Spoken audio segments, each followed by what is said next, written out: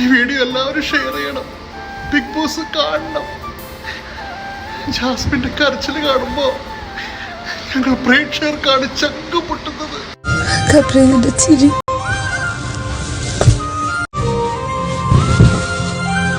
Jasmine തിരികെ വീട്ടിലേക്ക് പോവുക.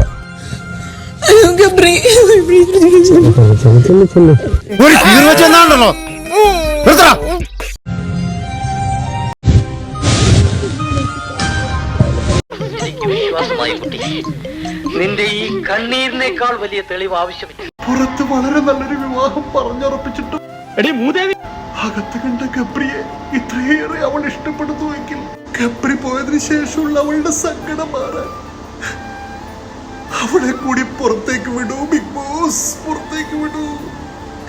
ഞങ്ങളുടെ പ്രേക്ഷകർക്ക് അവളുടെ കരച്ചില് കാണാൻ വയ്യ.